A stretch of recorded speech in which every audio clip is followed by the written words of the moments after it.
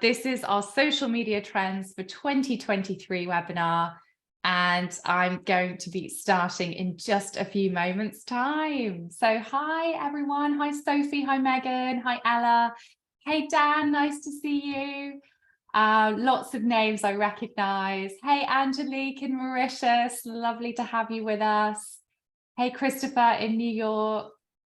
Hey Julian. Hello. Oh, there's just so many of you. Brilliant. I'm so happy to see you all.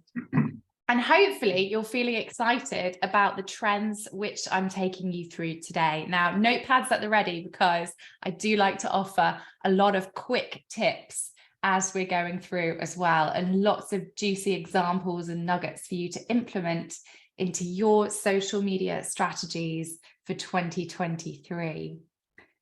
So brilliant. A few more people just joining us as well. Hello, lots of lovely names I recognise. Hey, Anna in Oxford. Hi, Diane in snowy London. I'm so jealous that it snowed in London. It hasn't snowed where I am in Salisbury in the southwest, but hopefully soon we shall see. Okay, I think we're about ready to get started then. Well, a little bit of housekeeping, first of all. I think most of you are on mute, but I think by now we all understand how Zoom works. It is better for the audio if you're all on mute so that the recording is nice and crisp and clear for us. We will be putting this on YouTube as well, so we'll try and keep everything high quality. I do love seeing your faces, so if you feel like being friendly and popping your camera on, you can do. Hi, Julian. But I understand if you're feeling a little shy. If you are going to ask me a question later on, you might want to pop on camera, and I'm very, very happy for you to ask me any questions sort of live on camera as well. But we will be dedicating the last half an hour of today's session to Q&A, so I won't be taking any questions as we're going through. So use that chat box, and I'll also be opening up the floor to questions in an hour and a half's time as well, once we've gone through all of our top trends. And yes, there's a lot to cover, as I'm sure you're all very aware. So I think we're about ready to get started then. So welcome everyone to Social Media Trends for 2023. I'm delighted to be taking you through these trends. This is probably the 5th time that I have done this now as well, so great if you have been with us before as well, and I'm so pleased to be presenting these trends for you all. So a little bit about me, if you don't already know, my name is Alison and I run a social media consultancy called Avocado Social. We are a UK-based social media consultancy. We work with a wide range of brands, both in the UK and internationally. We have specific experience in hospitality, but we do work in other sectors as well. And so if you're interested in what we do, then please do come and have a chat, come on our website, or just drop myself or my business partner, Richard, a message, and we'd be happy to have a conversation. Okay, so we all know social media is moving at lightning speed. There are updates coming every day, and not just 1 or 2 new features, but tens of new features all the time. In fact, just catching up on my social media news from this morning, Instagram have already been launching some new features, which I'm going to talk about in just a moment. So it can be really difficult for any social media manager to keep up. And I actually think that's one of the biggest challenges that our clients have, is just staying on top and abreast of all of these changes. So today I have cut through the noise to let you know about the most important trends that are happening next year. But let's take stock first of all, and just look at the size of social media. How many people are actually utilizing social media, and each platform as well? Well, as you can see from this chart, which is kindly put together by the agency Batten Hall, it is still Facebook. That's the dominant social media platform. And some of you might be surprised by that. Facebook has actually seen growth year on year in monthly active users, which is how we measure social media. One of the things to note is Facebook is losing younger users, and we've known that for a few years now. So they're trying really hard to introduce new features and tools like stories and reels to still attract younger eyeballs. It doesn't mean that young people don't use Facebook at all. In fact, there are certain areas of Facebook which are still very popular amongst younger audiences, like Messenger and groups. So it's more that private communication that has really taken the front-running spot in terms of Facebook's features and usability. One of the things you might notice there is TikTok catching up with Instagram. So actually last year, one of my biggest trends predicted for 2022 was the rise of TikTok and the amount of brands that are now utilizing TikTok as a way to entertain and engage younger audiences. And that has certainly happened. TikTok are now at 1.5 billion users around the globe, and they've certainly got Instagram worried. One of the other trends you might notice there is the rise of these niche communities, Discord, Twitch, these smaller social networks that have quite specific features or are known for particular conversations or activities. One that's missing on that list there that you might be thinking about is BeReal. BeReal is the authentic social media platform where a user receives a daily alert to take a photograph and upload that, no matter where they are. That photo is taken from their camera and their selfie camera at the same time. And the idea is that it shows a far more authentic version of life than something that's perhaps a little more posed or stunted like Instagram. BeReal really does fit into a trend amongst young people who are seeking authenticity in social media, in their social media experiences. And actually, BeReal has 21 million users, about 3 million a day. The issue with BeReal is that people are only using it for a matter of seconds every day. They're logging in, uploading, and leaving the platform. So social media analysts have suggested that it's going to be a very difficult platform to monetize. Therefore, we're not sure how long it's going to be around for. You may have read the social media news last night, where Instagram announced they are launching their own version of BeReal, which is going to be called Candid Stories. And that is rolling out at the moment. And the idea is that you create a story on Instagram that is live and in the moment. And it's meant to encourage more of these authentic social media posts.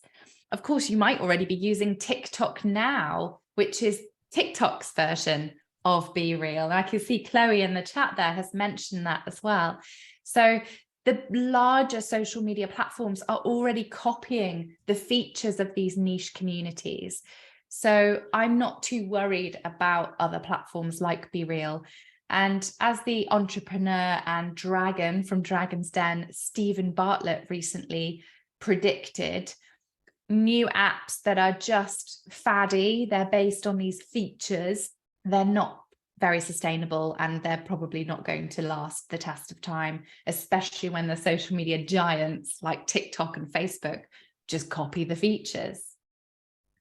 So what else has been happening in 2022 then? Well, one of my trends from last year that I predicted was that social media advertising spend was going to grow, and this certainly has happened. So we've seen a 12% growth in social media advertising spend in 2022. Essentially, marketers are mastering advertising in new channels.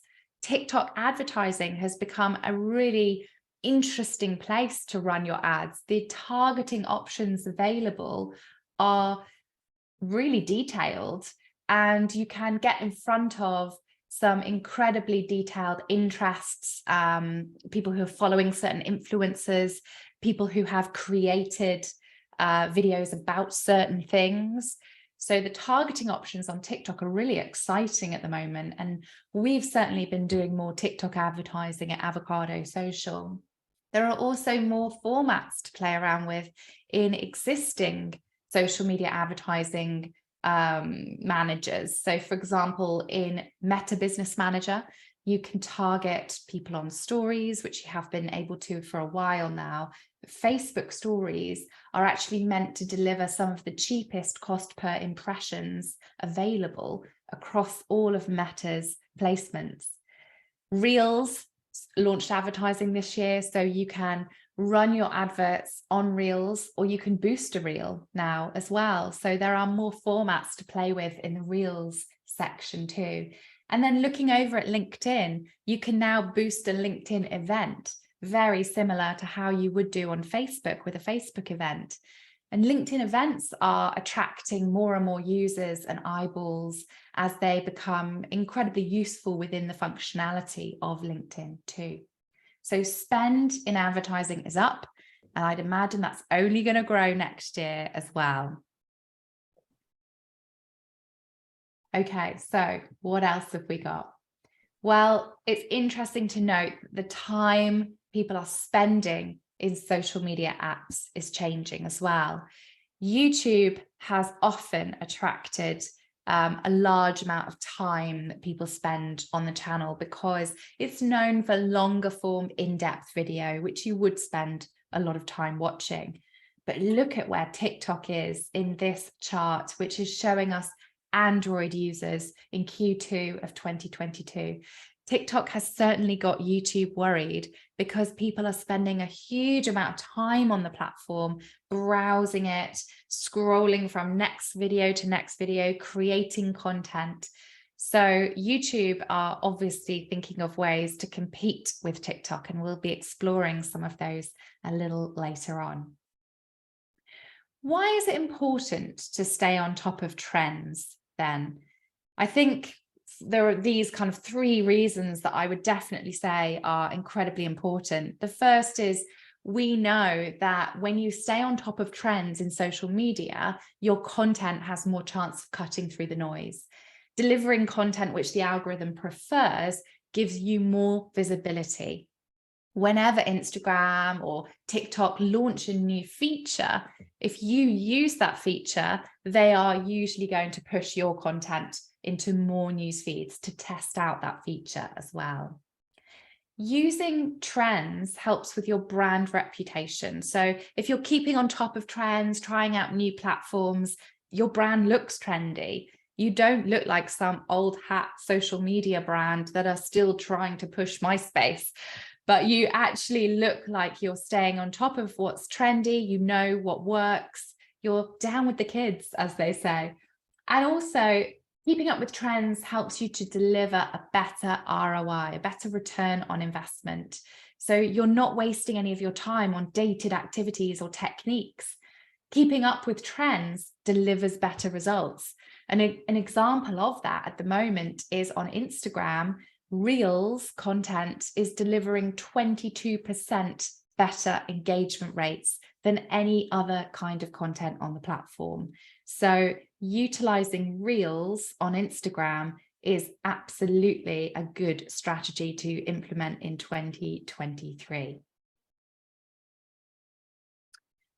So let's have a look at our trends for 2023 then. It's actually been quite difficult to select which trends I'm going to talk to you about today, but I've picked these 8. Let's talk Twitter, first of all. I know a lot of you are concerned and worried about what's going on Twitter, so I thought I'd give you a bit of an update. Let's talk about getting trending video content out. Now, I have specifically talked about TikTok here, but a lot of these tips and advice, they are relevant for Instagram as well. Number 3, it's the creator economy. So I've talked about creators probably for the last 2 or 3 years in my trends talk, and they're not going anywhere anytime soon. Potentially, you know them as influencers. Creators are the new influencers, slightly different, which I will talk about later on. But all of the social media platforms are competing now to attract the best creators on their platforms because they know that the creators bring big engaged audiences with them. Number 4, let's talk about B2B. There's definitely going to be a resurgence of business to business content done professionally, done well. We're going to see some very creative campaigns coming out on platforms like LinkedIn, which you may not potentially expect B2B content to be so creative. Number 5, digital collectibles.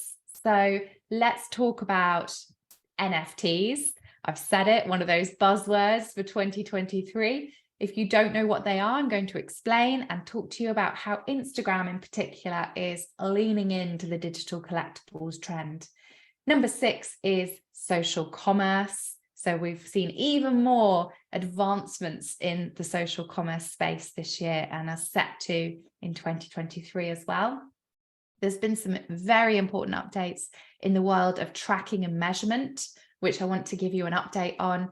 And then finally, I wanted to talk to you about the social media manager of 2023. What does that mean? What skills do you need? What tools should be in your toolbox so that you are able to do your job more quickly, more efficiently, and feel more confident about social media marketing? Okay, so let's get straight into it then with Twitter. Well, hopefully you're all abreast of the news with Elon Musk finally acquiring Twitter for $44 billion. It's certainly got the world talking, especially the last few weeks. It's a little bit like a car crash in the sense that everybody's watching Twitter right now. They've actually seen a large increase in users on the platform because people are sort of logging in to come and have a look and see what's changed, what's new. Musk wants to transform Twitter. He wants to make it profitable and competitive. He wants to create a super app out of Twitter, a little bit more like Meta, where there's lots of different features and tools within Twitter that you can utilize. But he hasn't gone about it in necessarily the best way. So first of all, he created headlines by cutting 50% of the workforce. It's thought that the safety teams and a lot of the communication teams have been cut as well. So that's something to bear in mind. Do be aware that a lot of people are talking about the quality of content on the platform at the moment and whether that is being moderated in a safe way. And he launched his product, Twitter Blue, very, very quickly with new verification check marks available for anyone who paid $8 a month. So that left the platform ripe for misinformation. And of course, what we saw straight away was many people imitating brands. They were creating new social media profiles, putting logos on those, buying the blue tick, and then tweeting some pretty irresponsible stuff. So we can see here the Nintendo example on the left, which is pretty explanatory, but also the pharmaceutical giant Eli Lilly tweeted that insulin, its biggest drug, would now be free. And this fake tweet cut an estimated $15 billion off the company's market share immediately. So you can see how important it is to ensure that on Twitter, we are moderating the platform for misinformation and protecting brands and users and individual users' identities. So what has happened since? Well, the product got cut, it got paused, it wasn't available for a couple of weeks, and Musk and his team went away and redeveloped what actually launched this Monday. So hot off the press, Twitter Blue is now open again for subscriptions. Here in the UK, it's £8 a month. It is slightly more expensive if you purchase it as an iOS app, as an Apple app, because of Apple's fees, which Musk has decided to put that extra charge back on the user. But let's have a look at some of the features available here. So of course, the biggest feature that everyone's talking about is this blue check mark. You only get that blue tick once you have subscribed with a verified phone number. So that will be quite interesting to see how bots get around that. Coming soon, you are said to be able to rocket to the top of replies, mentions, and search. So the tool, the new Twitter tool, will be prioritizing content from Twitter Blue subscribers. So that will be interesting to see. If you don't subscribe, is your content actually hitting that many eyeballs anymore? You will see 50% fewer ads than the non-subscribers. So if that is something that alters your experience in any way, but also from a social media manager point of view, that's something to be aware of. If you're looking to invest in Twitter as an advertising tool, are you going to be able to hit as many users as you might do on LinkedIn or Facebook? You'll be able to post longer videos to Twitter, and you'll be able to get early access to some of the new features being spoken about, such as edit tweet as well. So this is, like I said, hot off the press. It only launched on Monday. So I'm at the moment working with a couple of clients to see whether this is, a tool that they do want to subscribe to in the long term. One of the other things to bear in mind is if you have already got a blue check mark, maybe you already have one because your brand has done some advertising. Perhaps you've just earned it through being your credible brand for a number of years on Twitter. It's thought that that tick will still remain on your profile for 90 days. And you have the choice of upgrading to Twitter Blue within the next 90 days or not. And if you don't, that tick will disappear. And it's thought to be replaced by something that looks a little like this. So it's thought that the gold tick, the gold check, will be given to companies, like the Twitter example here in the middle. Apologies for the slight blur on these slides. They are a screen grab of Elon Musk's presentation internally that was leaked in the media last week. There's a gray check for government. So you can see President Biden there has the gray check, and the blue check mark for individuals, whether you're a celebrity or not. So that is at the moment what's being thought to be worked out as a way of identifying different users on Twitter. So what's been happening from a brand point of view? I know many of us are sort of sitting back and waiting to see what happens with Twitter, whether it is still worth investing. Over the last few days, famously, Elton John has decided to quit Twitter. So on the 9th of December, he tweeted that actually it saddens him to see how much misinformation is now being used on Twitter. And given their recent change in policy, which will allow misinformation to flourish unchecked, he's decided to no longer use the app. One of the largest major ad agencies in the world, the Omnicom Media Group, have been advising their clients not to spend any money on Twitter at the moment, so not to run any paid advertising since Musk's takeover, purely because they're not sure how that will affect the brand, their brands that they run. So I have actually here in the UK seen quite a lot of advertisers running ads on Twitter since Musk took over. So I've seen both Morrison's and Aldi supermarkets running ads. So some people haven't been put off by this, but I think you do have to bear in mind, what do my audience think and how does this pose my brand, especially if you are a large, well-known brand in the media. Is this going to put people off utilizing my brand if they can see me advertising on Twitter? Now, what is my advice at the moment? I will come on to that, and I can see a couple of you asking me in the chat. But for now, one of the things that a lot of brands are considering is the alternatives that are out there. So there are alternatives that are quite similar to Twitter. They, at the moment, by no means have the same user figures of Twitter. But the one that's probably being talked about the most at the moment is Mastodon. This is a tool that has been around for a number of years now. It's a German created tool. It's decentralized. So what that means is it's not owned by one individual or one private company. It is owned by the masses. So people actually volunteer their time to moderate Mastodon themselves, and they look after it. And actually, a lot of the servers are being run based on donation money.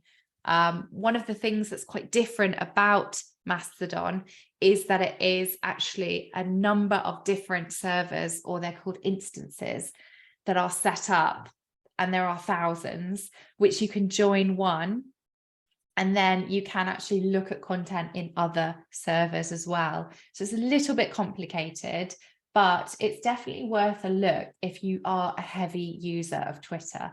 They've actually achieved 500,000 new users since Musk took them over, and they boast over 2.3 million monthly active users, and that was in November. So I'd imagine those figures have actually increased. This is what Mastodon looks like. So it is text-based, like Twitter. You can upload video and images into your tweets. A lot of content at the moment is being cross-promoted by people. So a lot of users are putting it out on Twitter and on Mastodon. So we actually get quite a lot of similar content here. One thing that I do find a little stalling with Mastodon is there's no big common area for everyone. So if you create a Mastodon post, it's not necessarily searchable by everyone in the world like it would be on Twitter. However, that being said, it is thought to be a safer place to be at the moment. There are some very interesting conversations happening within different instances, and you can find like-minded individuals in these different instances too. So I've been researching ones that are specifically about social media. So there is a Mastodon instance called social.mastodon, which you can join, which is just people that work in the social media industry. The other big one that people are talking about a lot is Hive. You may have heard of Hive. It's a privately owned mobile-only platform, so you can't actually access it on web. There are currently no ads and no algorithms. So if you log in, you start following people, you will see their content in chronological order, like we used to way back in 2011 time. None of this algorithm seeing top performing content first. It's estimated there are about 2 million active users on Hive. It's got quite a nice user experience as well. It's fairly easy to use, but we're still not quite sure whether either of these tools will be a major player for grabbing attention away from Twitter.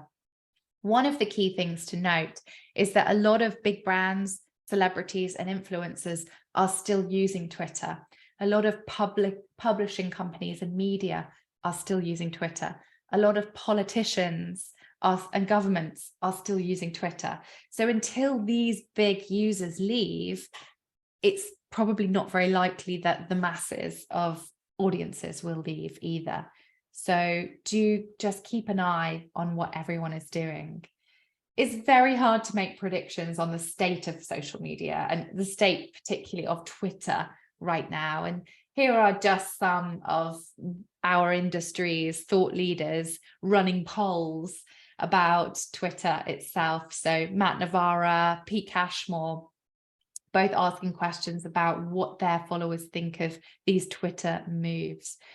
I myself, I'm quite interested to see whether Musk will be able to create a better product out of Twitter. It concerns me to hear that the accessibility and moderation teams have been heavily cut, and there is currently no communications team. So there are no people responding to any press queries to Twitter either.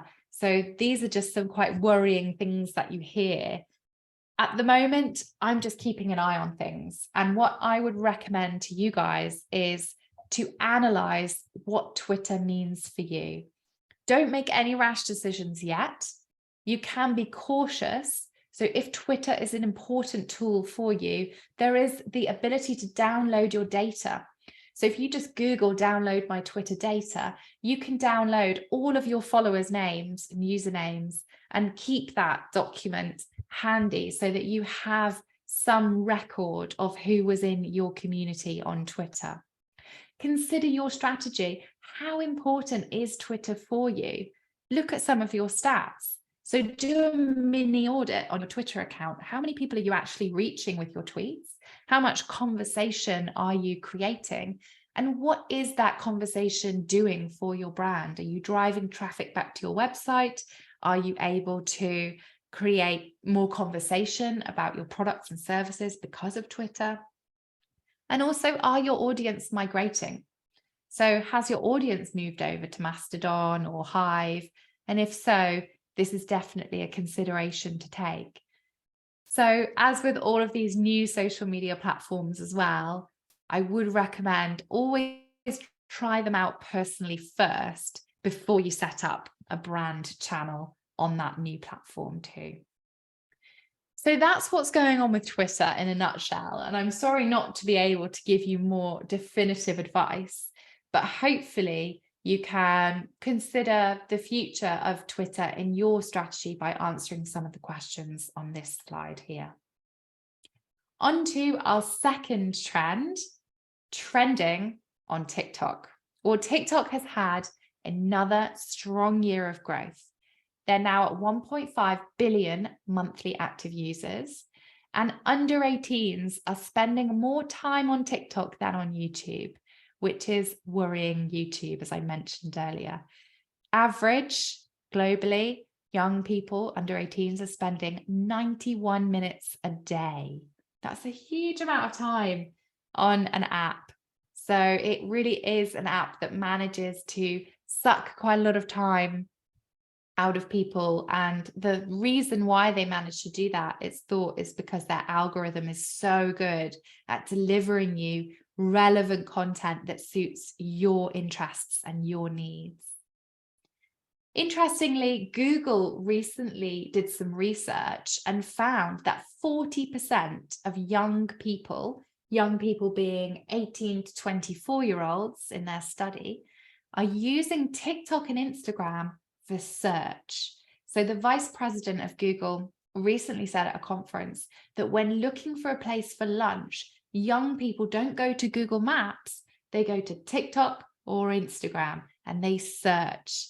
So right up in that search bar, particularly on TikTok, it is now optimized for search. You can see there that my search is already suggesting that I look for halal food in London.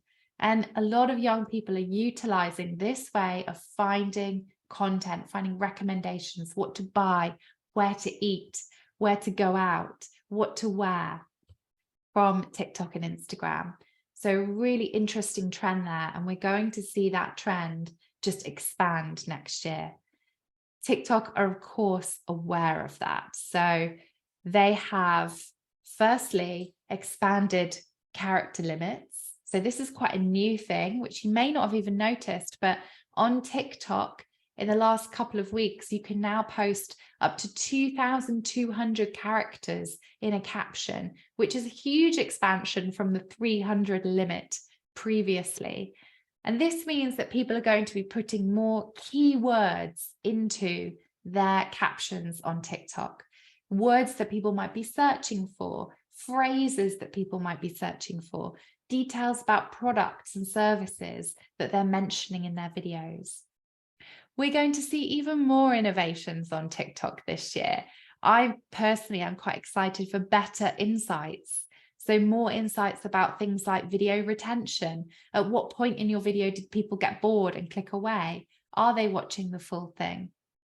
How do people discover your video? Where are people going after they've watched your video? What are they clicking on? We're going to see better editing functionality within the app. This is really a great way that TikTok are making sure people are spending more time in the app by doing the video editing in the app as well. They want to remove these third-party editing tools that are sometimes used by marketers to create better video. TikTok have noticed a big trend on Instagram, which is to upload a series of photos as a reel. That trend has been around for a couple of months now. TikTok has launched a new photo mode in which you can upload lots of different photos very easily and put a track alongside that. And we're going to see more in-app shopping. So there's going to be more ability to tag your products to drive people towards certain coupons and discounts as well. So those are just the things that have been announced, but there's plenty more to come from TikTok for sure. Here's the the editing functionality there. So that is a lot more simple in TikTok now, a lot less fiddly, and it looks a lot more like a traditional video editing tool like iMovie, for example. One thing that I talk about consistently with our Avocado Social clients and members is video retention. How long can you keep someone watching your video for? And this is a big trend because the algorithm is looking at your video retention. If someone has watched the whole video and has watched it repeatedly, particularly on TikTok, this is rewarded in the algorithm. So how can you get people hooked in to watch your video? Well, the first 3 seconds is the most important part of your video. If people are engaged to remain on that video for the entirety in the first 3 seconds, then they are more likely to. And that's why using captions like "wait for it" or "reveal at the end" can really help with retention. Let's have a look at a very quick video from Chipotle, one of my favorite brands on TikTok. This is using a very popular trend called POV, point of view, and this is a video that has achieved 1.7 million views.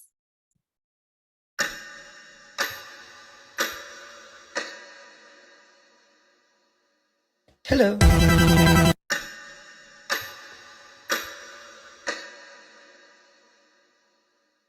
Hello.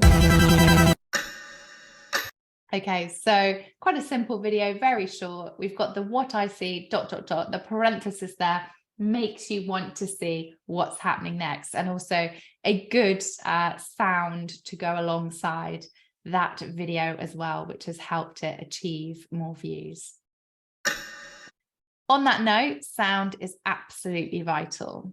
The first thing that you want to think about is, are you going to use some trending sound? Now, as you scroll through the TikTok newsfeed, you will know if a sound is trending if you see the pointed up arrow in the corner of the name of that track. So that's something to keep an eye out for as you are scrolling through TikTok. Keep an eye on what sounds are trending and save those save those sounds for later so that you can utilize those trending sounds. Now, you might also be aware that not all sounds are available for businesses to use. Sometimes you will see this warning message, like on the right here with the Meghan Trainor track. This sound isn't licensed for commercial use. You can use the following sounds, which are quite rubbish. So you will hit a few challenges sometimes where a song hasn't been made available. But let me tell you, this is changing. More and more artists are realizing that actually allowing others to use their songs on their videos will actually increase a track's popularity and help it to go viral. It will often perform better in the music charts as well if it has already blown up on TikTok. So that is something that is changing.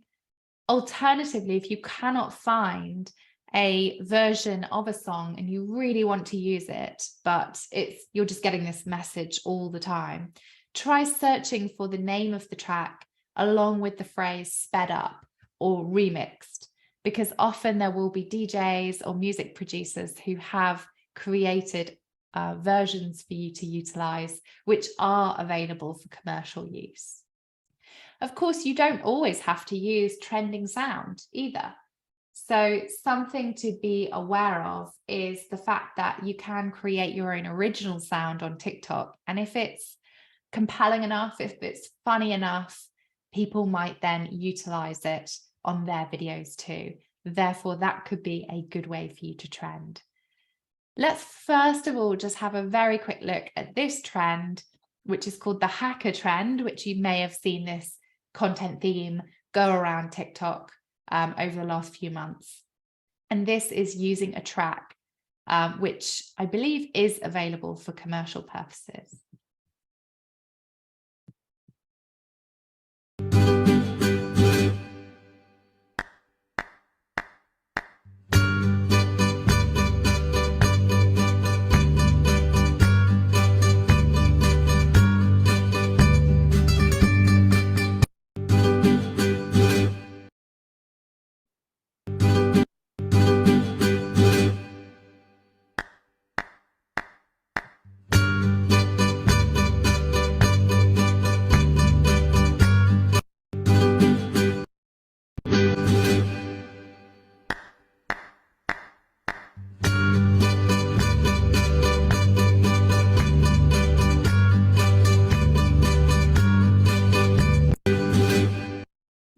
Okay, so you can see that this particular trend used this track, and the idea was that you put in a number of different photos that are in your camera roll, thus showcasing that it doesn't matter if a hacker does hack and leak your phone.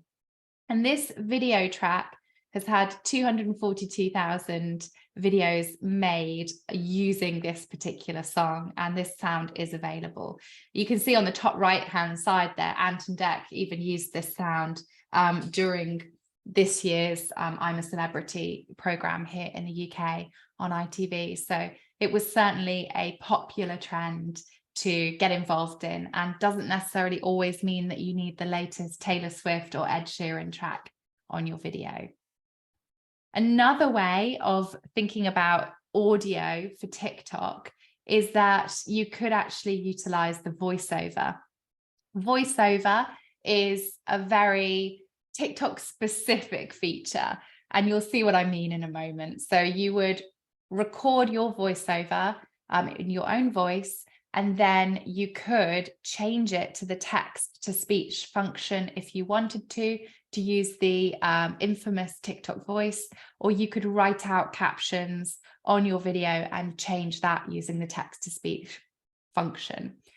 So using your own voice gives a more personal touch, but using the TikTok voice is very infamous within the platform and means that your video is adhering to TikTok specific trends. Here's an example which Haven, the holiday company, recently shared, which blew up on their TikTok this year, which was all about doors and wheels. Are there more doors or wheels in the world? Let's try and help settle this debate. Haven style, lots of doors. 4 doors. More doors. You're a door. Look at all these doors. Long door. Now for the wheels. Wheel. Wheel. Still a wheel. Dangerous wheel. Lots of wheels in here. More wheels. And drawer wheels. Our verdict. There are 44 doors in a caravan and 96 wheels. We're team wheels. Are there more doors? Okay, so there's that infamous TikTok voice there. You can choose male, female. You can kind of change the different style of that voice as well. That video had 413,000 views. So it was adhering to something that was trending on TikTok at the time as well. So you can see that actually adhering and jumping to on top of these trends really does help with your coverage on TikTok. One other thing to consider is collaboration. So could you actually collaborate with an influencer or creator to create a piece of audio and then encourage others to use it? So I'm sure that you've all heard of Corn Kid. If you haven't, then I don't know where you've been this year, because this was the most popular sound on TikTok this year. The Corn song was actually created by a group of musicians on TikTok called the Gregory Brothers. And they created this song, this remix, based on a news interview with this young boy called Tarek. And the sound, which I'm about to play, has had over 80 million uses across TikTok. So it blew up. It became a viral hit this year. And this was just simply from them remixing an interview that they saw on a news Instagram channel. I really like corn. What do you like about corn? It's corn! A big corn get knobs. It has the juice. I can't imagine a more beautiful thing. It's corn! Okay, and a lot of brands jumped on that trend and actually created their own version of the Corn song using the track, but talking about things that they loved, which I thought was great. So if you're struggling to stay on top of the trends on TikTok, then I'll give you a quick tip. There's a brilliant blog called the Later blog, which is, of course, the social media scheduling tool, which I'm sure you're all aware of, called Later. they actually list the top trends to look out for on Twitter weekly. So they keep this particular blog updated with some inspiration on what is performing well on TikTok, sorry, not Twitter, TikTok right now. So you can just Google that and you'll be able to find that really easily. So what's the big takeaway here? Well, take time to analyze TikTok. It is an awesome platform for engagement and reach, but you've got to work out what's trending. You've got to adhere to different songs and effects and memes for it to work. Have a look at what's working for other brands. Look at Chipotle, look at Haven. They're both doing some really great stuff on TikTok. Have a look at how your audience is reacting to some of your videos that you are uploading. Are the ones that are doing particularly well? And if so, why? Was there a certain track or technique that you used on that video? And keep feeding TikTok content. So it is a content hungry tool. And the more you can upload to TikTok and experiment, the more you can truly understand what your audience wants and needs on the platform. Of course, if you're still considering whether you need to be on TikTok, then that's certainly something to analyze as part of your strategy for 2023. Is your audience there? Are your competitors there? If your audience is on TikTok, what are they already talking about? What hashtags are they using? And what kind of videos are working well for others? So on to trend number 3. It's the creator economy.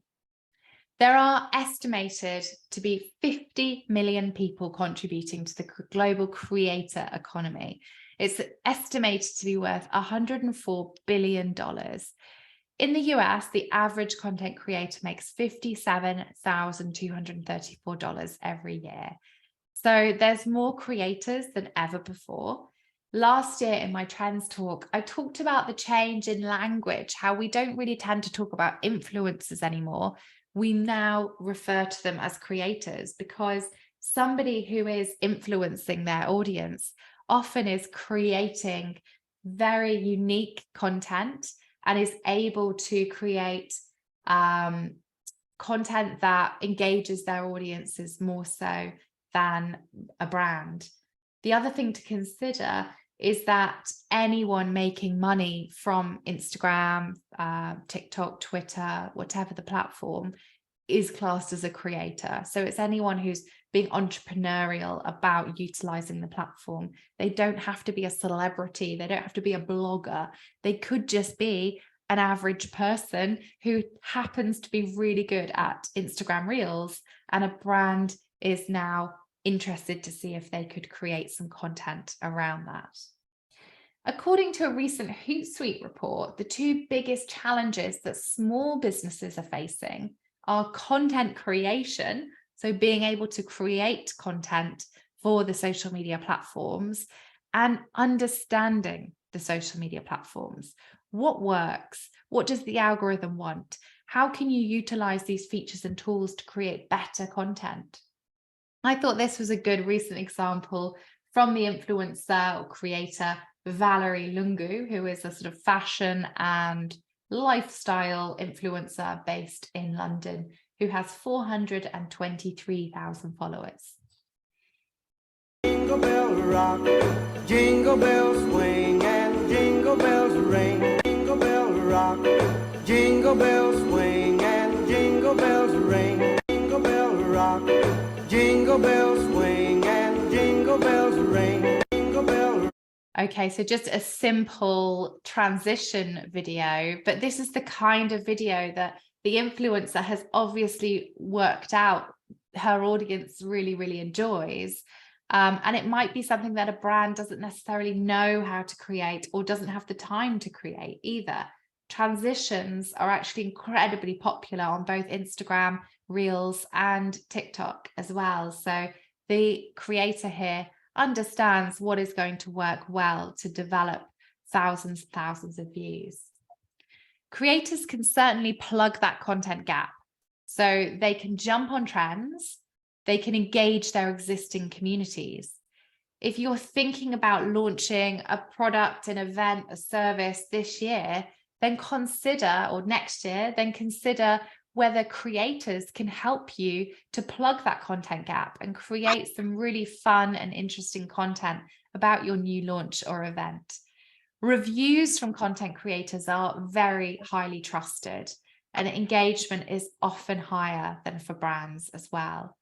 Here's a nice example from the fair fashion campaigner Venetia Lamanna, who I follow and think that she does some great stuff on Instagram Reels.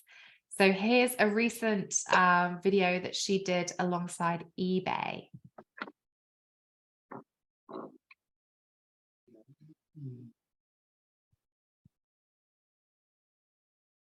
To start is to use the search bar to find specific pieces from brands you know you love. Then make use of the filters to set your price point and find your size. Don't be afraid to message sellers directly to request measurements of items. Tap the heart to watch an item so you can really consider the purchase and decide if you really need it. If you want to bag a bargain, wait to bid on an item until the closing seconds. Use the save search feature to be notified when the pre-loved gems of your dreams are listed. What did I miss? Let me know in the comments.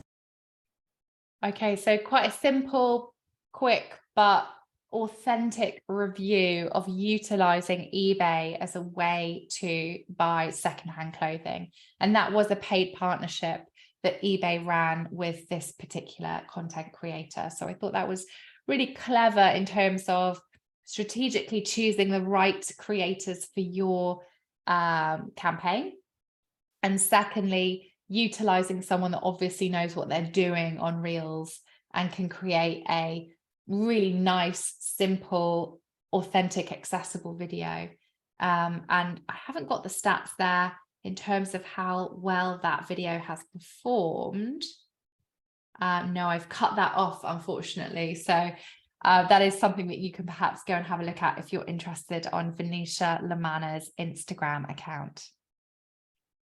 Now, there are a couple of new features that are coming out on Instagram that are really solidifying their offering for creators. The first is creator portfolios.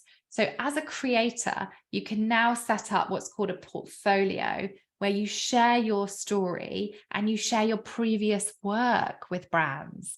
So this will be available on creators' profiles, and us as marketers will be able to tap on a creator's profile, open up their portfolio and understand their past brand partnerships, what kind of content they like to create and what they're good at, and get a good grasp of who these people are.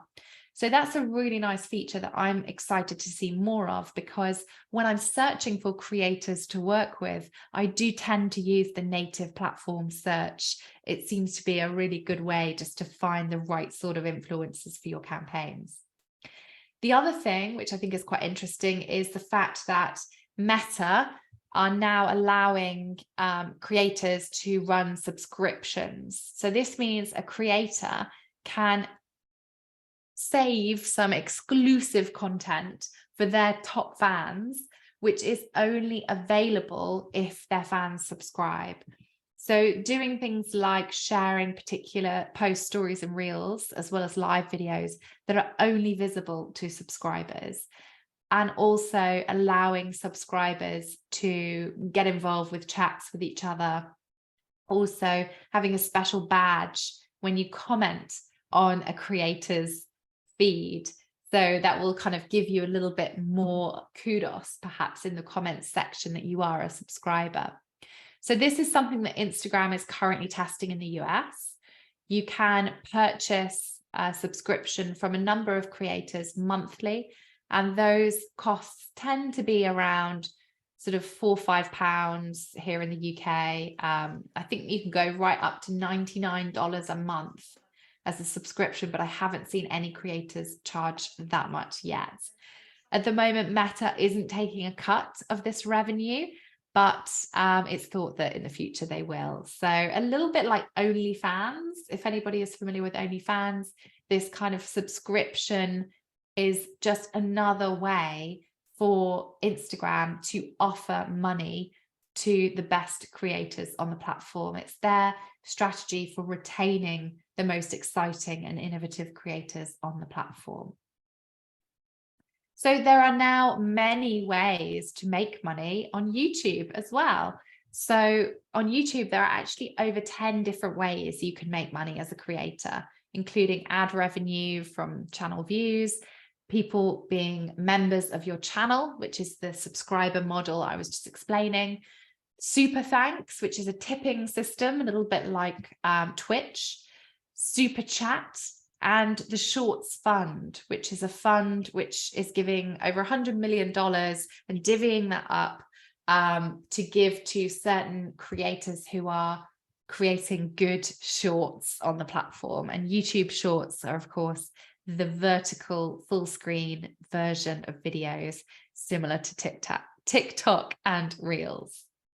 One of the things that recently got announced was YouTube is now monetizing Shorts with 45% revenue split with their creators. So YouTube creators will soon be able to make much more money from Shorts, and they're expanding this monetization over the next few months. So like I've said a couple of times, TikTok, Instagram, and YouTube are all battling it out to try and attract the best creators on their platforms. Let's look at one creator in particular. This is a YouTuber called Lingua Marina, who I follow, who has over 7 million subscribers. And she shares lots of tips about how to speak the English language. She's been focusing a lot more on shorts on YouTube this year. So shorts are 15-second long vertical video clips. So they're slightly different to your standard landscape long form video that you would see on YouTube. And she's noticed that 50% of new views on her channel are coming from shorts. Let's have a quick look at an interview with her, which was published over the last few months over the last year, this was back in February, about how she makes money from YouTube. Lingua Marina itself has almost 6 So this is quite a quiet audio. Yeah, See if I it's can get it a growing little like louder. crazy. It's growing at 300,000 new followers every month. I've never seen that growth before. I know it's only temporary. Like, you're so dependent on the algorithm, and for some reason it likes me. It has been liking me for the past few months especially. It's amazing. It's kind of flabbergasting. I don't even know what to say. 300,000 new subscribers a month, and that's all organic? Yeah, YouTube is this platform where you don't need to advertise because the algorithm works so well that if you're producing interesting content, it picks up at a certain pace, and for the past few months the pace has been crazy. And I see you've been producing YouTube Shorts as well. Oh, I know yeah. the algorithm loves that. Those have been driving a lot of growth. So we went from, I think last year in January we had like 5 million views a month. This time we have 47 million views a month, and most of the views come from shorts. Wow. Okay, and so what does that actually translate into in terms of revenue? Translates to nothing. So the revenue has been pretty stable. There is this YouTube Shorts fund, like $100 million fund, and they distribute a couple million every month among people who are producing shorts, and I got like $100 from them last month. So the overall revenue hasn't been really affected, but I think this is like an investment because shorts are driving traffic, they're driving recognition, they're driving subscribers. So hopefully once monetization is in place, we will see some impact on the revenue. But for now, I'm just happy because of all the attention that our videos are getting. Okay, so sorry, the audio on that video was really quiet for some reason, but it was captioned, so hopefully you caught up on what was said there. I think a couple of interesting things there. Because she jumped on that new feature of YouTube Shorts really early, she's managed to rack up huge amounts of views on Shorts. She also said that YouTube advertising, you don't need to advertise. I'm not sure I agree with that because it really does depend on the brand. Fine for her because her content is so useful and valuable that people are sharing it far and wide. But I think obviously it really does depend on your own individual strategy. But because she is investing so much in YouTube Shorts and updating content there constantly, she is seeing such huge numbers coming to her channel through Shorts. And of course, she will soon be making a lot more revenue from that based on YouTube's recent announcements of rev share. So the key takeaway, you can work with talented creators to collaborate on video content, songs, events, and competitions to expand your reach across the platforms in 2023. It still surprises me how few brands here in the UK are actually working with creators consistently and effectively to collaborate on things like video content. If you are working with creators or influencers in 2023, it needs to be a video first strategy. So it shouldn't be paying for a photo. It should definitely be, a reel, a TikTok, or a YouTube short that you are looking for them to create. Okay, so heading into trend number 4 then, and just to remind you, I will be taking questions at the end of today's session. So I do think we are going to see a big resurgence of B2B content in 2023. We're all really familiar with video conferencing tools like Zoom and Skype and Teams, and we've accepted many of the frustrations and nuances that go alongside them over the last couple of years. But now I think we're definitely ready to see some really exciting, high quality, slick B2B content spread across our feeds. No more poor quality lockdown conversations filmed in people's front rooms. Think studio shot quality insight. And I think Steven Bartlett, who I mentioned earlier, does this really well to promote his podcast, The Diary of a CEO. So one of the things that he does very well is he films every single podcast episode using a couple of different cameras. That video is then available on YouTube to watch afterwards, but it's also sliced and edited up for different social media platforms. And in particular, TikTok is a great way for him to generate interest in his podcast. And here's just an example of how that video then looks once it goes across to TikTok.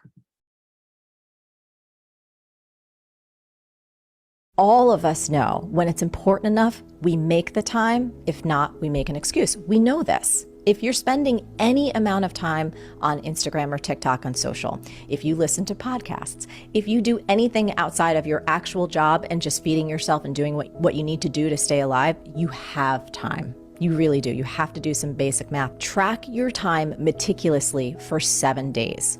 You will be shocked at how much time flitters away doing things that don't really create a ton of value for you, that don't give you an opportunity to even have open time where you're not consuming anything, where you're not having other people's thoughts, ideas, or agendas inject into your head, where you're just giving yourself time to walk around the outside and take a walk in the block and in nature and actually let your mind think or wonder or rest or exercise or do any of these other things that can open creative channels where you'll get a download and you'll get an idea of like, oh my God, I would have never thought of that if your face was stuck in Netflix or Hulu or TikTok. All of us know when it's Okay, so advice from the entrepreneur and business coach Marie Forleo there, who was a guest on Steven's podcast a couple of months back.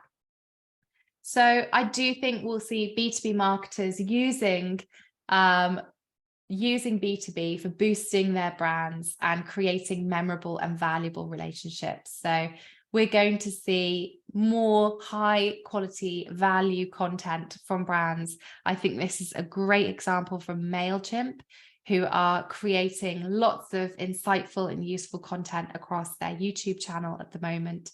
Lots of how-tos. Another great example is HubSpot as well, who I'm going to talk about in just a moment, but they are also creating this highly creative, visual, how-to educational content across their feeds right now. So we're going to see an increase in highly creative B2B content, which provides user value. This will be promoted on traditional platforms like LinkedIn, but also on YouTube Shorts, WhatsApp, even platforms like Telegram. If you're not familiar with Telegram, it looks very similar to WhatsApp. It's said to be one of the most secure messaging tools out there. And you can see Steven Bartlett there has 27,000 subscribers on his Telegram, and he's using it for sharing voice notes as well as text-based updates. Let's take a moment to talk about LinkedIn, because I'm really excited about LinkedIn as a platform and the way it's going at the moment. It attracts over 830 million members worldwide. It offers a captive and engaged audience for B2B brands, with creators becoming the heart of the network.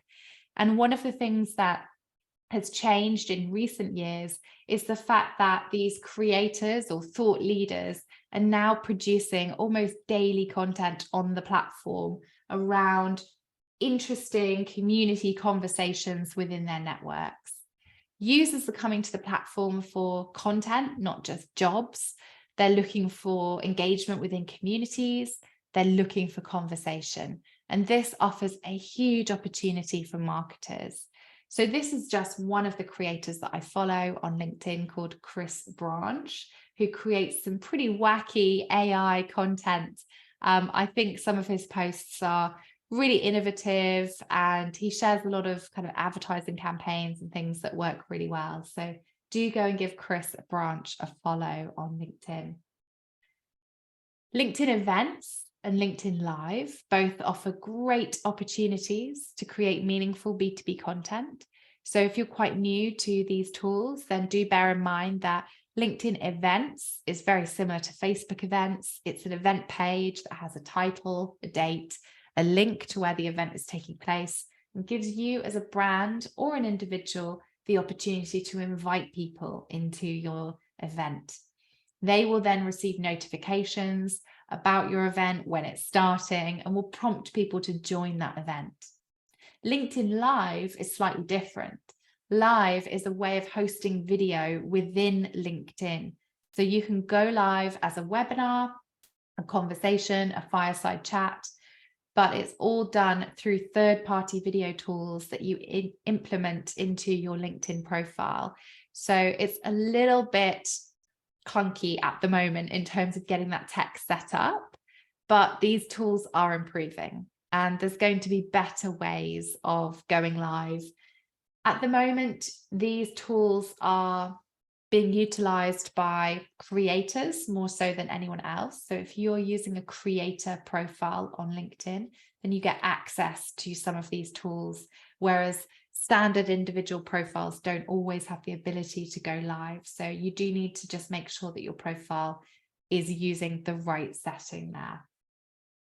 Personal profiles are continuing to dominate news feeds. So whenever I log into LinkedIn, I see far more content from individuals than I do companies.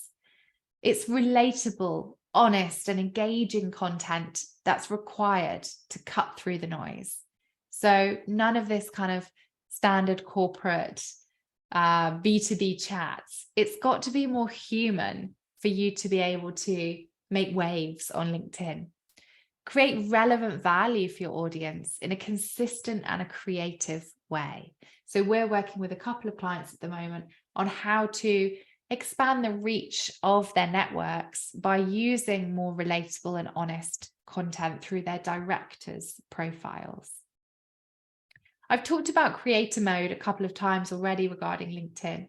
Something to bear in mind is if you do make that switch to a creator profile rather than a personal profile, you get a follow button on your profile and all of your posts. This encourages more people to follow you on LinkedIn, thus giving your content more reach.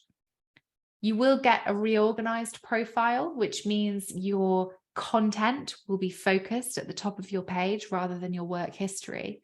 And you'll get access to tools like Live and the newsletter tool as well, where you're offering a chance for people to subscribe to a monthly recap of the most valuable content that you've been producing on LinkedIn. These creators have to be done through individual profiles. You can't become a creator as a brand. And it does mean that if you do become a creator, you're giving more emphasis on the content you create. Therefore, you've got to be creating content. So if you're thinking about whether to make the switch to become a creator, I would recommend that you need to be posting on LinkedIn at least twice a week to make some sort of impact on your network. As I said, we're seeing a lot more varied content on LinkedIn, more so than ever before. These are just a few posts that have captured my attention recently. I see a lot of these kind of infographic style memes sharing not just business advice, but lifestyle advice of how to live your life with useful mantras and thoughts for the day. I also see a lot of people sharing their personal stories of how their life and work kind of merges together and sharing that quite honestly on LinkedIn, like this example from the social media manager at Lego, who has just returned from 3 months paternity leave. I actually saw some recent success on LinkedIn with a quick video example, which I shared. So I just took this screen grab of a video that I noticed Deliveroo sharing that really captured my attention, and I really liked it. It was something quite unique that I saw on Reels. I screen grabbed it and shared that over on LinkedIn, and it has received 29,000 impressions to date.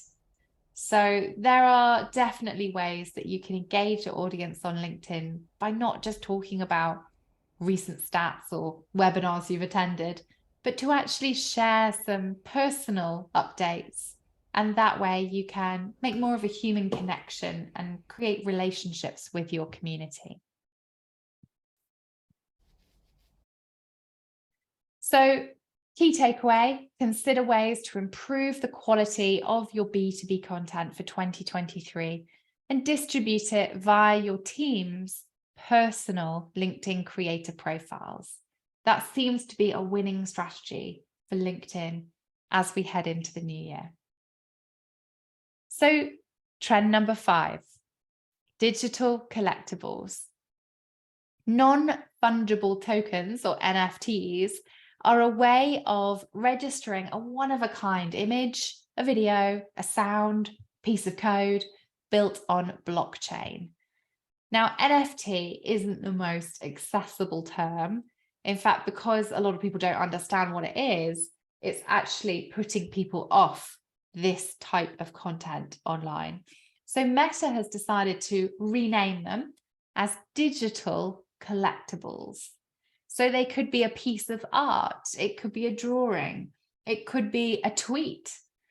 They ensure ownership and create scarcity. So somebody will then own that piece of content, and then they have the opportunity to keep that or sell it, just as you would a piece of art. You can see this picture of the monkey over on the right-hand side, the Bored Ape, which was purchased by Justin Bieber for $1.31 million in January, is now worth $74,000. So the value of these NFTs or digital collectibles is certainly quite risky and volatile at the moment. So how are Meta approaching digital collectibles? Well, at the moment, they are testing out a way for people to share NFTs on Instagram that they have collected or bought. So if you have bought an NFT, you can actually show it off on your Instagram feed. A handful of US creators are being given access to this feature right now.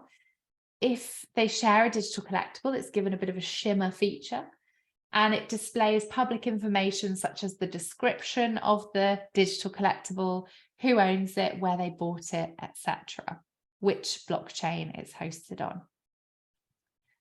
The creator and the collector can automatically be attributed in the post, subject to their privacy settings. So here's an example of Gary V on Instagram, who owns this particular piece of art, or did at the time.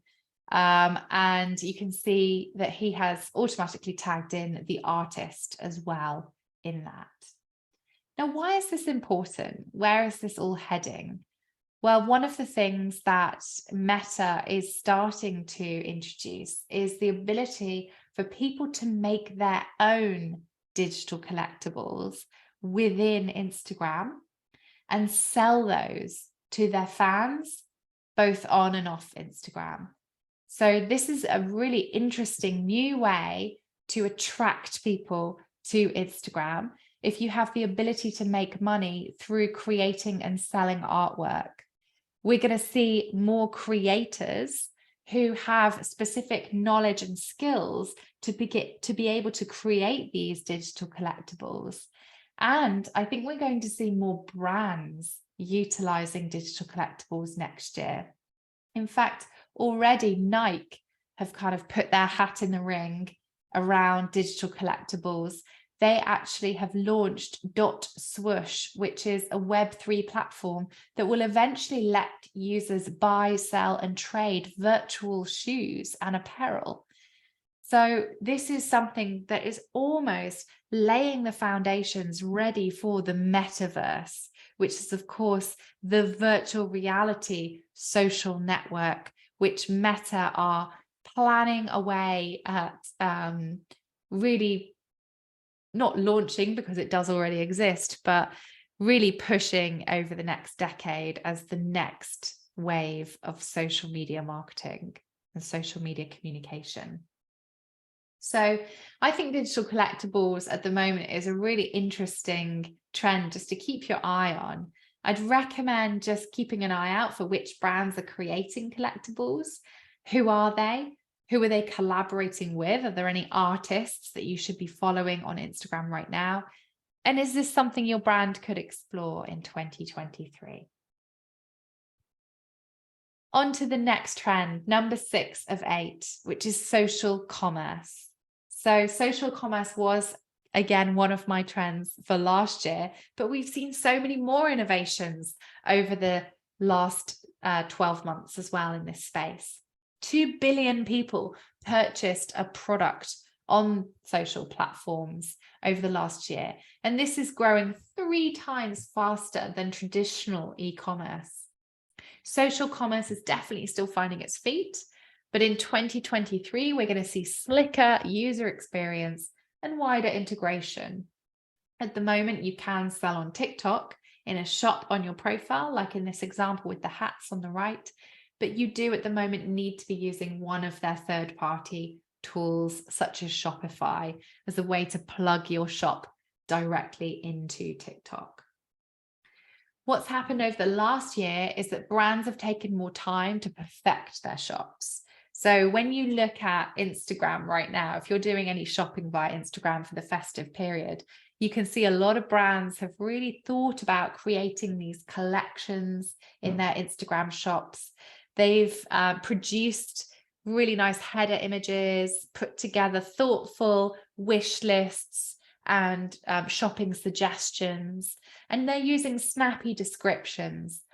Facebook recommends you use at least 4 high-res images in your Instagram or Facebook shop, at least 3 attributes such as color, size, and material, and accurate delivery information, which is a must if you're selling anything online at the moment, given that here in the UK, we do have a lot of postal strikes happening right now. So this report came out in January. How do TikTok shoppers worldwide shop on TikTok? And 71% of people shop when they just stumble across something in the feed or in stories. So people aren't necessarily going to the platform, but they are coming across content on the platform that's making them buy. We're all probably aware of the trend TikTok made me buy it, which is a hashtag that actually exists on TikTok and has grown in popularity over the years. These are 3 of the top products that have sold the best on TikTok this year. So the number 1 product that has gone viral on TikTok is this chopper, and we're about to look at a video of this chopper in a second. But also it's thought that this pair of Birkenstocks and also MAC's latest mascara product, the MAC Stick, are these very easy, accessible, relatively low cost products that tend to blow up on TikTok. And it's thought if your product is less than $100, then it's something that somebody might buy on a whim.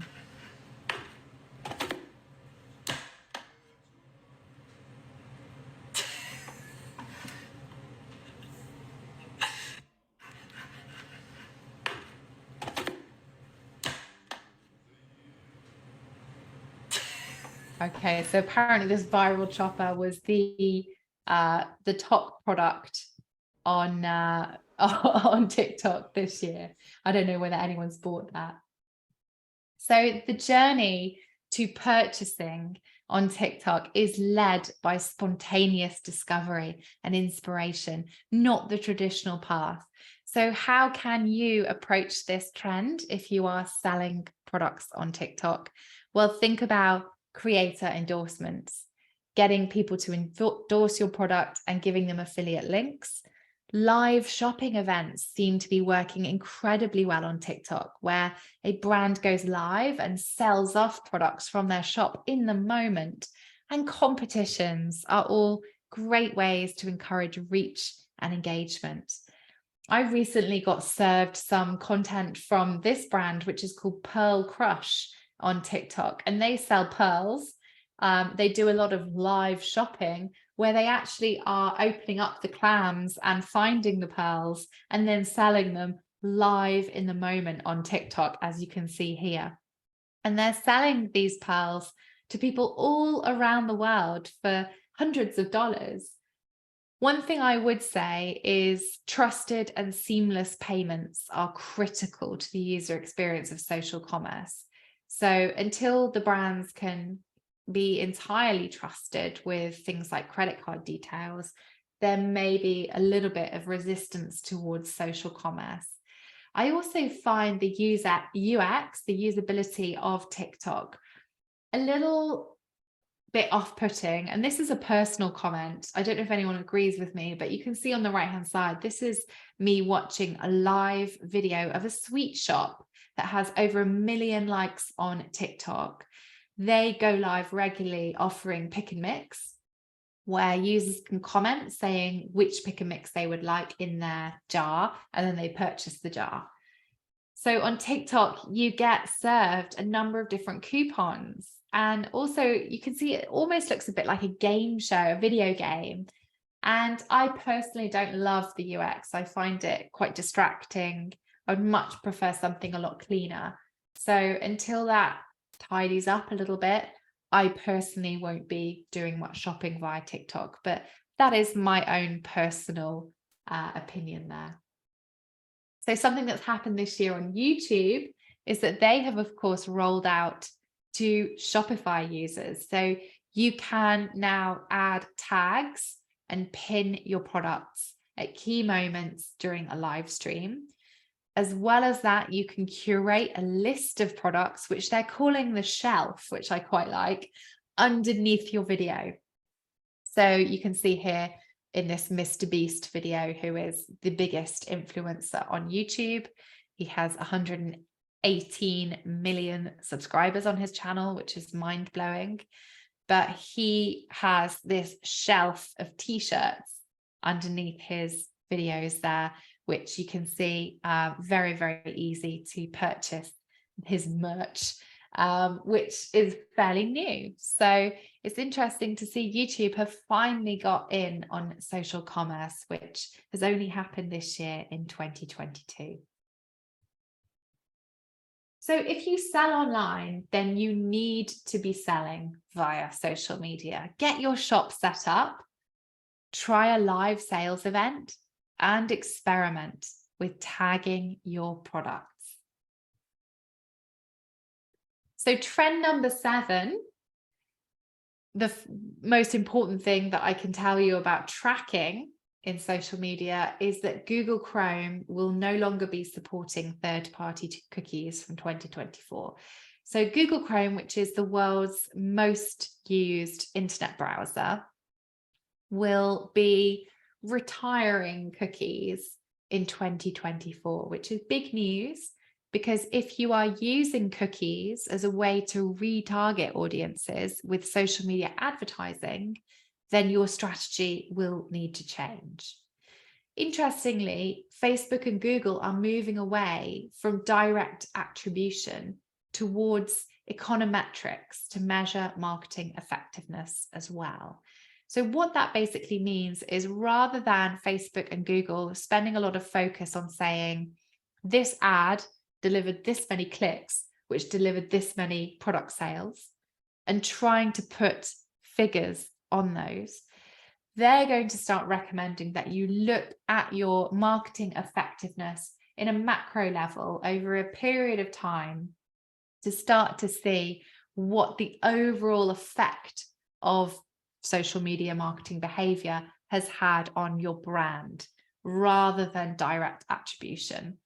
So it will be interesting, and we're still waiting to hear on ways that they are planning on doing that.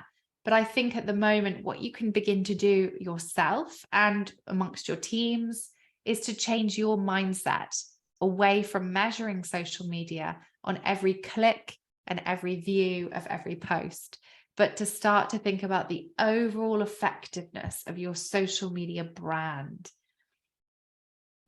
One of the things that is happening on Google is they are integrating a product called Google Consent Mode. So if you are using cookie data and you are reliant on people accepting your cookies when they land on your website so that you can track conversions and sales as well as leads, then you really do need to implement this mode into your website, which is called Google Consent Mode. It's a piece of code that can be entered into your website that's free. And it means that your stats in Google Analytics and any of your paid Google activity can essentially begin to measure conversions, even if someone has opted out of your cookie policy. So the idea is that your website's analytics and marketing can run seamlessly based on each specific user's choice. We can see here in this example that if a user clicks on a digital ad that you're running, but they don't provide consent on your website, then you can see if they do end up converting and purchasing, Google will now be able to report on that conversion. And that's the biggest change. So at the moment, if somebody doesn't opt in or doesn't accept your cookies, but they still purchase on your website, you will not be able to track that conversion. But Google Consent Mode is changing that. So any campaigns that you run on Google Ads, on Campaign Manager, on Display and Video 360, so all of those Google products will be able to continue reporting conversions whilst respecting users' consent choices for ads cookies. So that's just something to bear in mind if you are using social media advertising to drive sales on your website and you are reliant on cookie data. Now let's talk about a wider strategy. If you're not reliant on cookie data, or you are, but you don't want to be anymore, the biggest trend that will happen around tracking is the importance of building your own first-party data. So what I mean by that is, rather than relying on cookies or relying on Facebook to pull together numbers of subscribers, followers, etc., the best thing you can do as marketers is to start to build out your own data. So email subscribers, app users. This means that you will own this data as a brand, and therefore you will be able to utilize it however you see fit if the user consents. If you rely on robust data for any online advertising, then definitely follow the news around the phase out of Google Chrome cookies and consider alternative first-party strategies. I think one of the best first-party data strategies that I have seen consistently over the last few years is Starbucks and their use of their app. So they've really driven app users so much over the last 10 years to enable people and to push people to download the Starbucks app. They do that by incentivizing them. So for example, this holiday, you can get a limited edition reusable red cup if you purchase via the app. So all you've got to do is make a purchase via the app, head into Starbucks, and you get a free reusable cup. That is a huge incentive for people. That's going to drive a lot of signups of their new app. It will gather them a lot of new data, names, locations, email addresses, even things like preferences as to what people like to order at Starbucks. And they're building this data, building it, and then they can use that data for personalized email campaigns and for personalized digital advertising. So I just think that's such a great example of a consumer brand who has understood the need to build your own first-party data. Now let's look at a B2B example. As I said, it's more important than ever to foster authentic relationships with your customers and to build that first party data. Well, one of the ways that you can do that is to offer some value or insight via an email or a white paper or a PDF, but you use a lead generation form to gather that data. This is what Hootsuite have done here. Would you like to download our Expert Digital 2022 report and get the top takeaways for your social media? Yes. Click on the link. We have a filled out, a preloaded lead form based on my information on LinkedIn. And then this is obviously on their website, which they've built, but they've fed that data in. And then you can see we've got the big consent tick box there. I consent to digital communications, and I understand that I can change my preferences or opt out of communication at any time. There's a link to their privacy policy in which they will state how they intend to use my data. If I click get the top takeaways, they've now got my data to use in any way they see fit. So that is best practice, and that is what you should be considering for building your own data in 2023. So big takeaway here is that building your own data will allow you to create personalized campaigns to meet your objectives, whether that's lead generation or customer retention. Okay, so we're on to the last trend, and then I'm going to be answering some of your questions. I can see there's questions coming in on chat, so that's really exciting. The last trend of today is the social media manager of 2023. Now, if you've been working in social media for a while, you'll completely appreciate that as a skill, it has completely changed. Your job has probably changed so rapidly over the last few years. If we look at this report, 7 of the top 10 skills listed for social media managers back in 2015, 7 of the top 10 skills listed for 2021 didn't appear in 2015. They're brand new skills.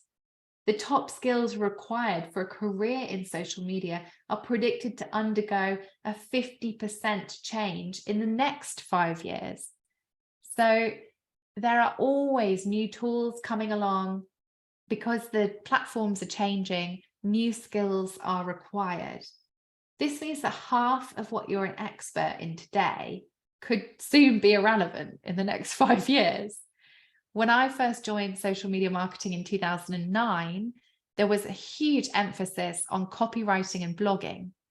And now I would say the emphasis is all about graphic design, video editing, video direction, storytelling, and TikTok. TikTok really does seem to be the skill that a lot of companies are looking to hire for in 2023. Now, of course, the tools have enabled video and graphic design to be far more accessible than ever before. We all know Canva, I'm sure, and Canva as a tool has become incredibly important for social media managers, offering some fantastic video additions for this year. So if you're a pro user, you can now edit video within Canva. You can edit backgrounds, remove backgrounds. You can use video templates. There are some really nice TikTok and Instagram Reels templates in the tool. And rumor has it, Canva is also working on AI as well. So I'm going to talk about that in just a moment. But there's also lots of business coaches and social media experts on Reels and TikTok who are sharing lots of great advice as well. And here's one of them, Shine with Natasha, who offers a lot of great accessible video tips on her Instagram. So here's the one video tool you need to create video content that's not a clunky tripod. The Flipstick is the perfect creator tool to help you create hands-free video content. Simply apply it to your phone, unflip it, and then stick it to any smooth, flat surface. To remove it, simply twist your phone to release it from the surface. You can use the Flipstick on your office walls to create talking videos on stories. And what I was most excited for was capturing the clips I share for my matcha montage. I even put it under our kitchen cabinet, I put it on the tile, literally anywhere I could find a flat, smooth surface, which included this window for the perfect natural lighting, and even our outdoor fence for capturing a family moment with Rue, of course. The one video tool you need to create video Okay, content. so you can that's follow not- Shine with Natasha for some more accessible video creation tips. One of the most exciting updates that has happened in the last few weeks is that native scheduling tools are becoming more commonplace. So LinkedIn and Instagram have both announced that they are launching their own in-app scheduler. So look out for those. They are rolling out at the moment. This is Instagram's. One question that I've been asked quite a lot is, are third-party schedulers still worth it? So if you're using a Hootsuite, a Later, a Planoly, a Sprout, I think you need to question whether you rely on some of the other features in these tools. So things like the insights, are they incredibly important for you as a brand? Perhaps the workflow. So a lot of clients that I work with use Sprout Social or Hootsuite because of the accountability of each of the pieces of content being created. Who made that tweet, who edited that post, who replied to that function. So if you work in larger teams and you use the workflow functionality, then yes, of course, it is still worth paying for those schedulers. But if you're just simply using those third-party schedulers for the scheduling, then it may be worth considering whether you still make that investment in 2023 or whether you rely on the native tools. And then my final bit of insight for you is something that has happened in the last few weeks, actually. You may have been catching up with the news about ChatGPT. This is a brand new AI tool that launched at the end of November. AI is quite commonplace already in social media. So, for example, sometimes you get suggested hashtags when you're typing out a post.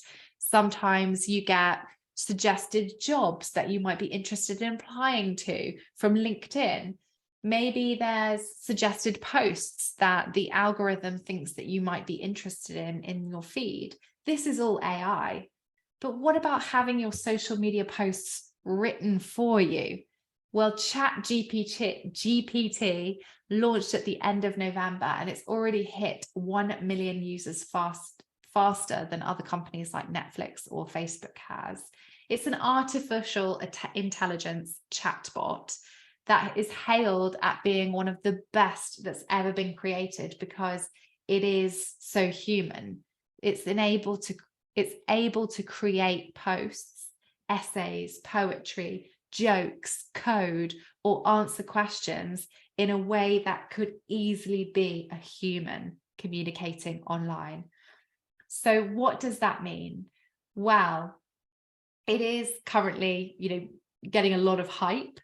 Whether or not social media managers are actually using it yet to create social media posts, we're yet to see, but I expect a lot will be trying it out over the next few months. The advice is that ChatGPT could be a good starting point for social media content. So if you're a bit stuck, and you need some inspiration, you could ask the tool to write you 10 posts for social media about yogurt, for example, and see what they come up with. It doesn't mean they have to be posted. You could then edit those posts into your own tone of voice, add your own hashtags, etc. But this type of AI is going to be more commonplace, and expect more AI to infiltrate social media copy, social media ads, social media blogs, and email subject lines next year as more people start to try out these tools and become more familiar with them. There is also a tool, an AI tool called DALL-E, which you may have heard of, DALLE. And I haven't actually tried it out yet, but I've just been hearing about it lots, where you ask the tool to create you an image of something. So I could say, I want a picture of an avocado on a piece of toast, and the toast is brown. And the AI will create that tool for me, or will create that photo for me, sorry. So that's something that is also being tested out. And this is the type of AI that Canva is working on as well. So it will be interesting to see how Canva approaches that and whether they manage to launch something next year. Upskilling employees is obviously a huge theme, as employers are looking for incentives to entice and retain talent. So my question to you is, what skills do you want to improve on in 2023 as a social media manager? Are there certain areas of social media that you really want to improve your knowledge on, or perhaps do some extra training on, or just get to grips with a certain tool as well? Let me know in the chat. So what's the key takeaway? Well, the social media manager of 2023 is constantly learning and experimenting. Put yourselves forward for training and development, and always remember to have fun. So we've come to the end of my trends now. In terms of summarizing, it's always good to review your strategy and get prepared for 2023. Have a think about what your key objectives are for next year. Who is your target audience and where are they spending their time?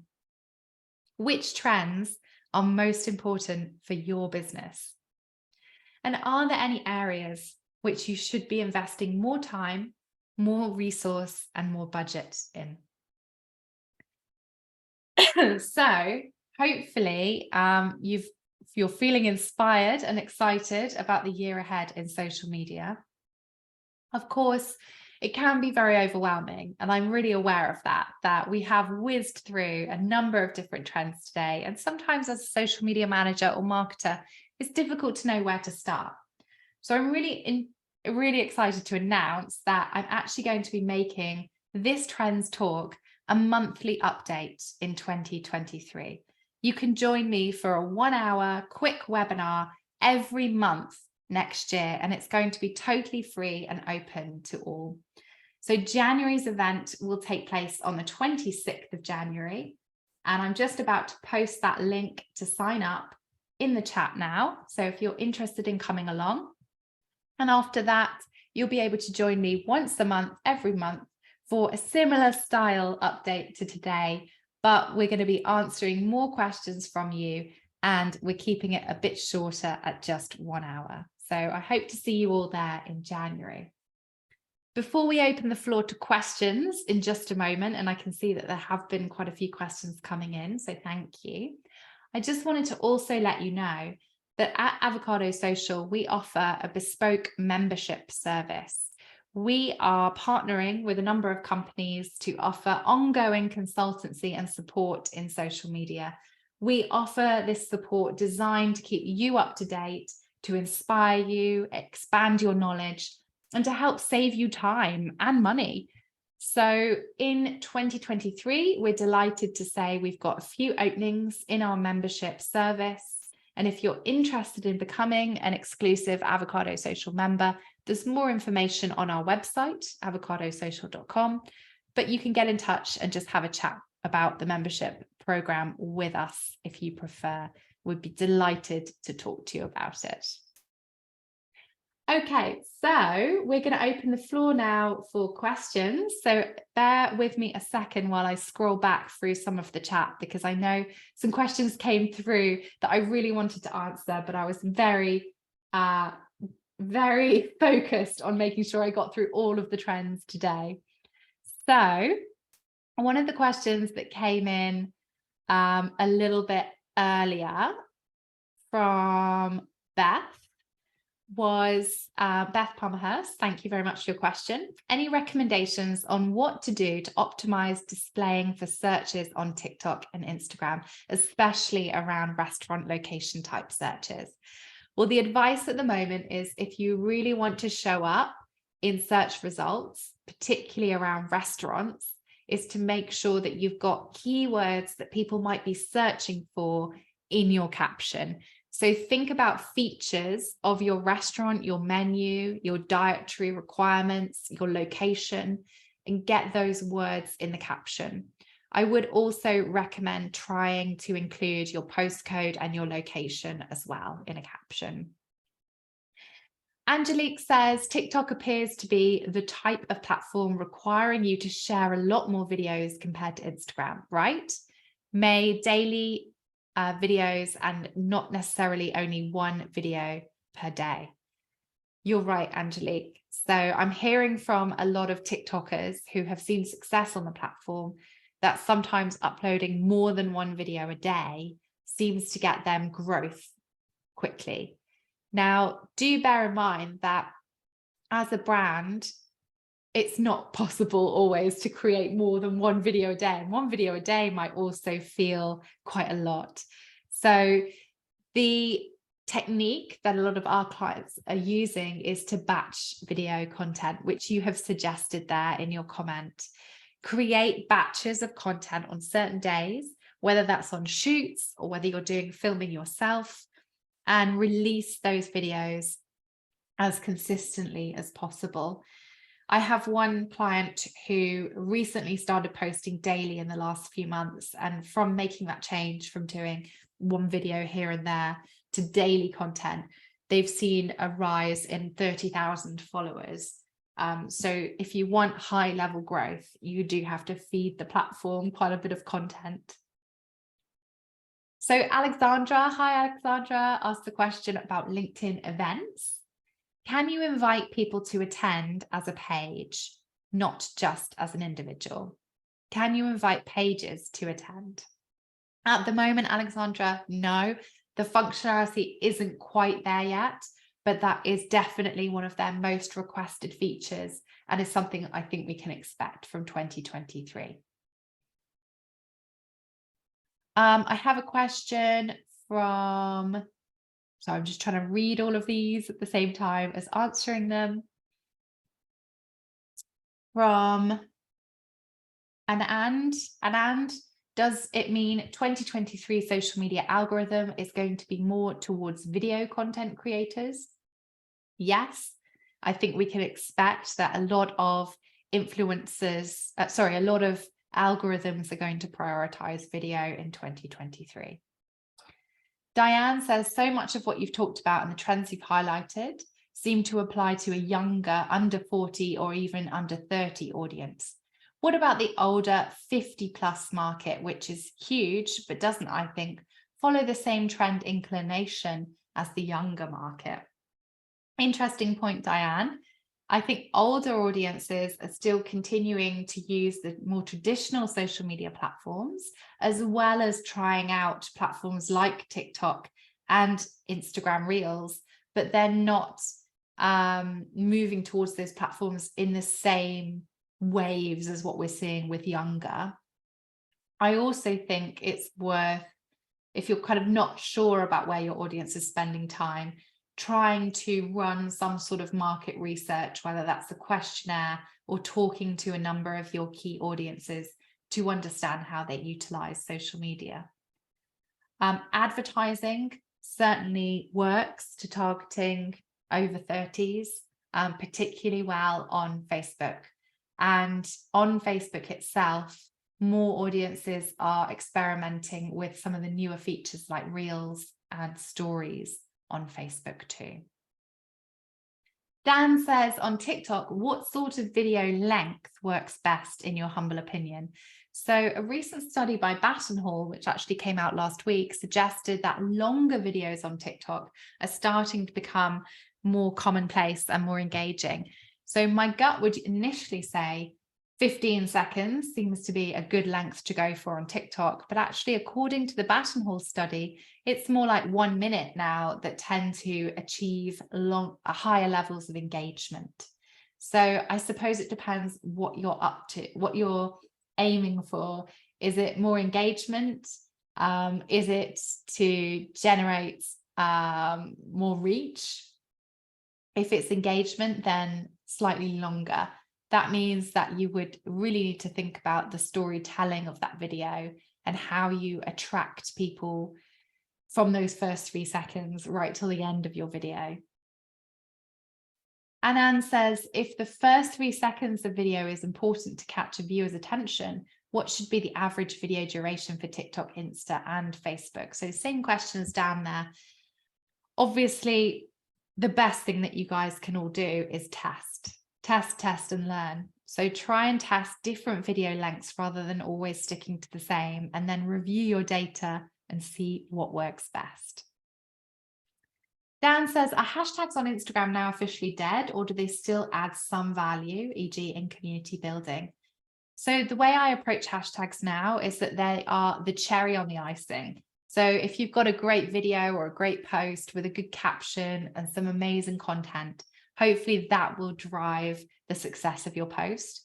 If you happen to add hashtags on that post, then that's only going to enhance the number of views that your post gets, but it's certainly not going to be the main driver of success. It's thought that the best amount of hashtags to use on Instagram now are around 3. Again, the Batson Hall report does state that this week, and you can download that from their website. So 3 hashtags, and also do try and consider whether those hashtags have a good, decent community following those hashtags as well. Okay, so I can see quite a few of you have replied to my question. I asked you about what skills you would like to see, or what skills you would like to improve on. Video creation and SEO, says Chloe. Talia says video, absolutely want to improve my skills for Reels. Beth says reporting and insights to drive strategy. Email marketing, says Talia, yes, absolutely. Brilliant. I can see a couple more questions coming in here. What's more efficient, hashtags or wording content within post copy? I think for 2023, it will be content within your posts copy. So your captions. Brilliant. Okay, well, I think I've managed to just about answer everybody's questions.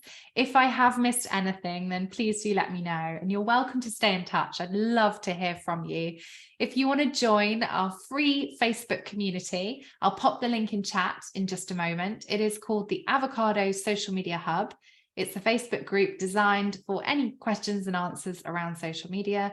You can also use the group to promote social media jobs, social media freelance positions, and look for existing talent as well around video creation. Or if you're looking to work with a designer, for example, then feel free to use the group to find those sources as well. There's over 4,000 people in the group now. And also, please do come and follow us over on Instagram. So I'm reinvigorating my Instagram for 2023. There's going to be a lot more top tips and advice on the platform. So look out for that. And yeah, do stay in touch. Thank you so much for being part of today. It's been an absolute pleasure. Lovely to see you all again and see you in the chat as well. And I hope to see you on our update in January too. I'm sure there will be a lot more that's happened over the next few weeks. But as social media managers, please do take some time away from your screens and offline over the festive period. Enjoy the holidays and take good care of yourselves.